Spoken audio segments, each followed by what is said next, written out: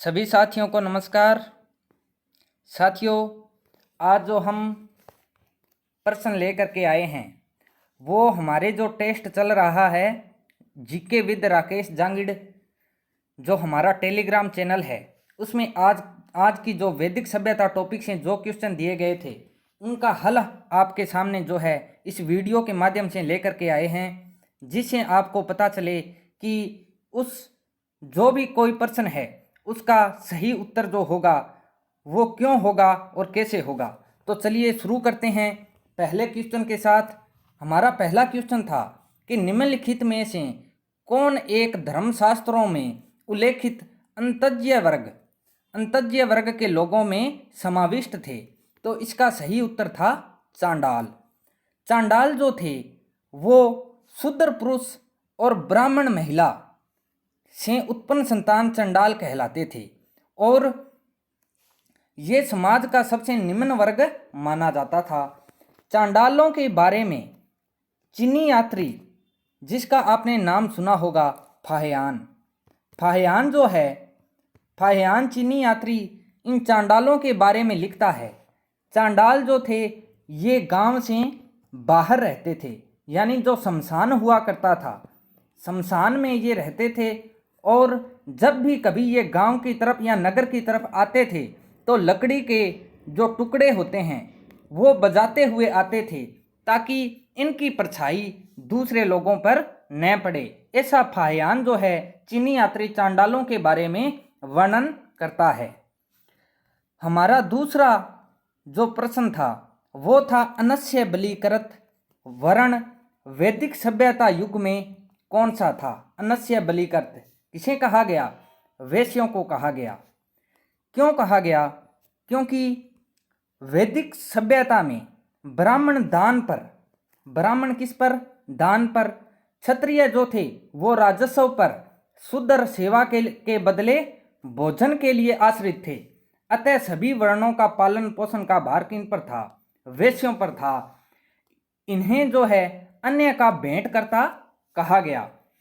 सुनिए, ब्राह्मण जो थे वो दान पर निर्भर थे, क्षत्रिय का कार्य था युद्ध करना, यानी इन तीनों वर्णों की रक्षा करना, तो इनको राजस्व की प्राप्ति होती थी, तो ये राजस्व पर आश्रित थे।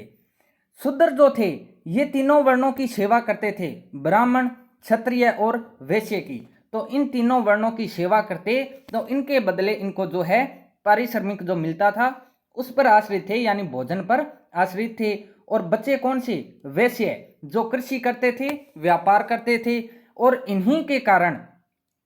इसी के कारण इनको अनस्य बलिकृत यानी अन्य का भेंट करता कहा गया है, अन्य का पालन पोषण करने वाला कहा गया है। वैदिक सभ्यता, तीसरा प्रश्न है कि वैदिक सभ्यता में रत्नीन की कुल संख्या कितनी थी?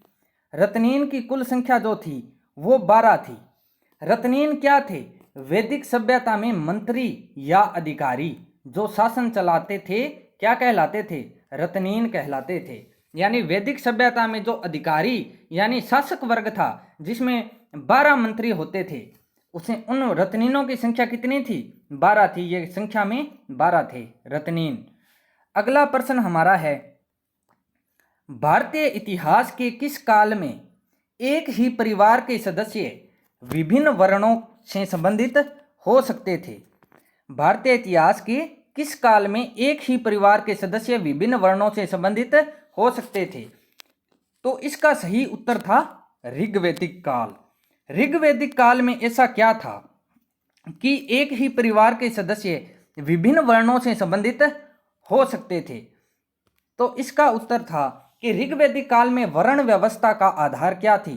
कर्म या योग्यता। यानी अगर एक परिवार में मान लीजिए 4 व्यक्ति है और चारों ही अलग अलग कार्य करना चाहते हैं, किसी को वेदों का ज्ञान है तो वो ब्राह्मण का कार्य करना चाहता है, किसी को कृषि में जो है कोई कृषि करना चाहता है तो वो कृषि कर सकता था, व्यापार कर सकता था, यानी वैश्य का कार्य कर सकता था, कोई क्षत्रिय का कार्य करना चाहता था यानी तीनों वर्णों की रक्षा करना चाहे तो वो क्षत्रिय वर्ण में भी आ जाता था।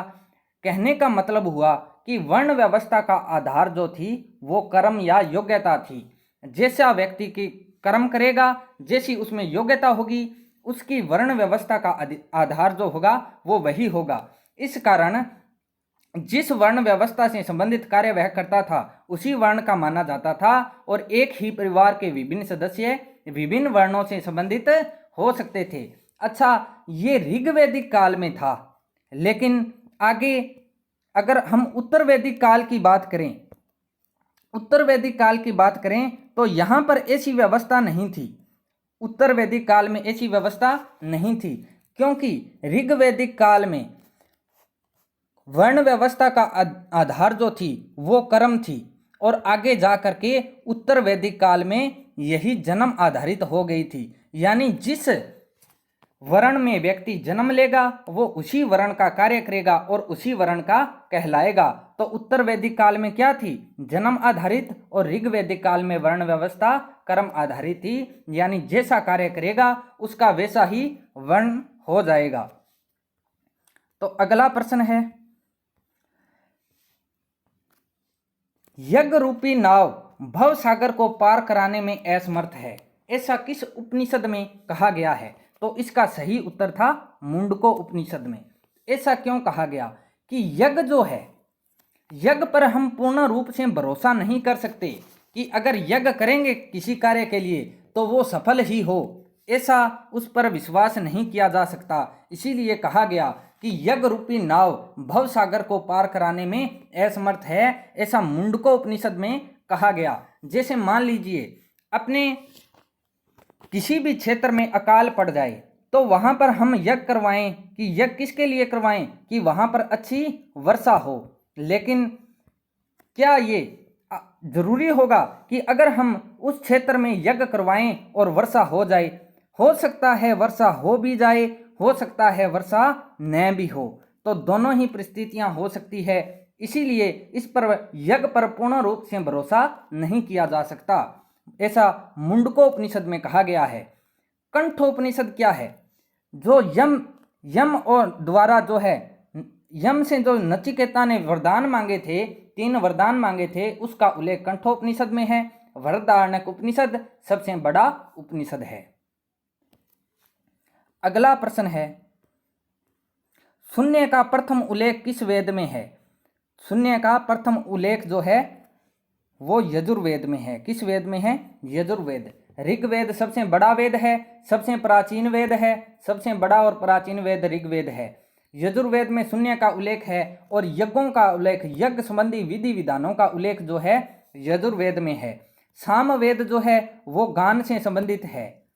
भारतीय संगीत का जनक कहते हैं सामवेद को, भारतीय संगीत का जनक। और अथर्ववेद जो है इसमें जादू टोना तंत्र मंत्र से संबंधित विधियां हैं, जादू टोना से संबंधित, और इसे शिल्प वेद भी कहते हैं। तो इसका उत्तर, सही उत्तर होगा यजुर्वेद, जिसमें शून्य का उल्लेख है। अगला हमारा प्रश्न है, प्राचीनतम स्मृति ग्रंथ कौन सा है? तो प्राचीनतम स्मृति ग्रंथ मनुस्मृति है। मनुस्मृति जो है, जिसको भारत की विधि संहिता भी कहते हैं, भारत की विधि संहिता।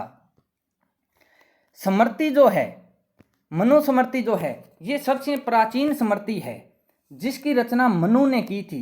ये 200 ईसा पूर्व से, 200 ईसा पूर्व से लेकर के और 200 ईस्वी के मध्य इसकी रचना हुई मनुस्मृति। और इसके रचयिता मनु थे, जिसको पृथ्वी पर पहला मानव भी कहा जाता है। स्मृति में विधि विधान या कानून का उल्लेख मिलता है। मनुस्मृति को भारत की प्रथम विधि संहिता भी कहा जाता है। अगला क्वेश्चन जो हमारा है वो है अहन्या, यानी न मारे जाने योग्य। अहन्या यानी न मारे जाने योग्य वैदिक काल में था या थी? क्या थी? गाय।